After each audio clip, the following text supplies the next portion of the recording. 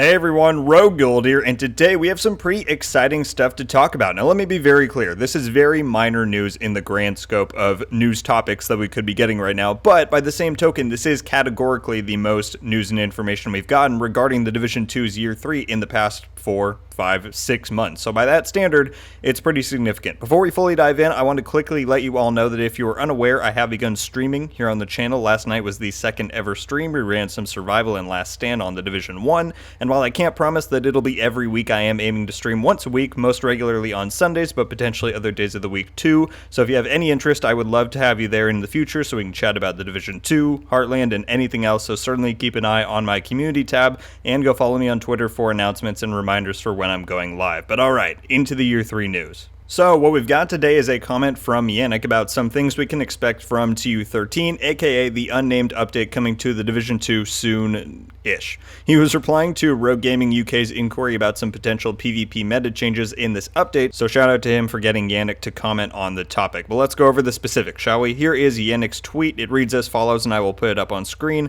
With the next major update, there are changes we're making for the entire game that will have a direct impact on PvP. We don't have anything else planned until then except fixing some annoying bugs. Looking at you, Shrapnel Trap. Now this confirms two definitive things in my eye and brings up a few questions for some others. One, there's going to be significant reworks and balancing changes to either gear, talents, skills, guns, or something in a similar category that affects the entire game for this new update. And two, by his wording, it would seem as though we're getting some sort of small update before the big content drop to quote-unquote fix the Shrapnel Trap for PvP and maybe other bugs as well. And again, that's just based off of his wording because it says nothing until then except for this, which implies that it would be coming before the changes in the big update. Maybe that doesn't end up happening, or that doesn't end up coming until the big update. We don't really know at this point, but that's what it would appear. So let's discuss. As for the game changes that will directly impact PvP, I think this is a reinforcement and reminder that the devs are serious about their pledge to updating build variety and viability and introducing new player progression options, as was first teased to us in the earliest of Year 3 news along with the announcement of a new game mode. And so again, this confirms some substantial changes to one of the core player experiences, right? Either gear, talents, skills, guns, or something like that. Because if you think about it, overall changes to the game that affect PvP without changing PvP itself can only mean a handful of things, and all of those tie directly into the player. Movement or game mechanics would technically count and accurately fit the description of what he's referencing, but I don't think we're going to see any big movement changes or reworks. Just that doesn't really make sense to me for what the scope of this update seems to be. And so this kind of reignites the discussion of what exactly are they looking to change. In my original discussion video for what I thought increasing build variety and viability could entail, I theorized about talents, how I think it would be very worth for them to go back and rework several of the underutilized ones like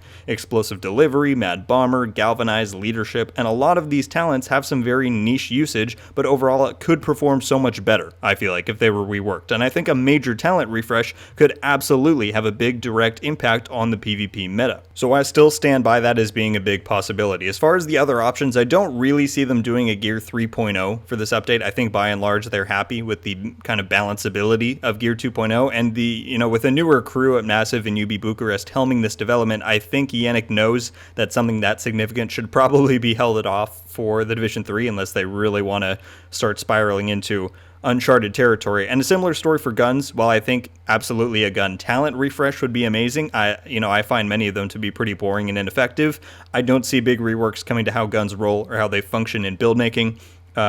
Aside from some balancing stuff, I think guns themselves fit in pretty fine. Skills, I also think, reached a pretty good place in TU12, and not specifically talking about PvP, but there's plenty of skill build options and viability in that field, so aside from further PvP balancing, like Yannick mentions with the Shrapnel Trap, I think those are pretty safe.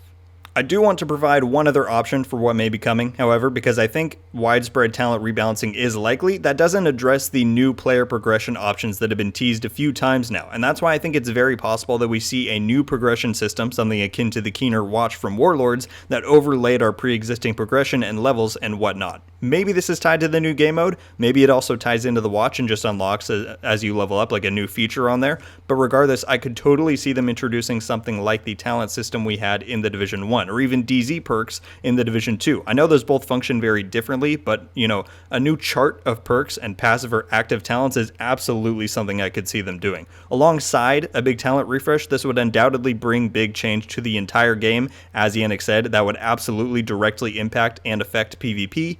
But either way, we're just going to have to wait for more information until we know for sure. Okay, and then quickly about the shrapnel trap, I'm glad they're finally addressing it. I don't run into it as much as I know some people do, but, you know, when I do, it's obviously pretty annoying, for sure. So I do hope that, you know, some sort of small update soon fixes that, as Yannick hints at. But like I said, it's very possible that this just comes with the bigger update later down the road.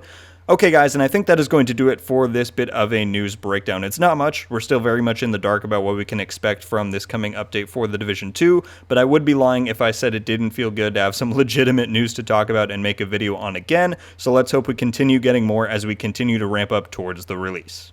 Thank you all so much for watching. Leave a like if you enjoyed this video, and be sure to subscribe with notifications on so you can be updated every time I upload. Let me know your thoughts about today's status update from Yannick. Does the idea of some PvP affecting game changes excite you, and what exactly do you think those big changes will be? And do you think we'll end up seeing a minor bug fix patch before the major update, or will it all be bundled into one? Certainly let me know all of your thoughts on all of that.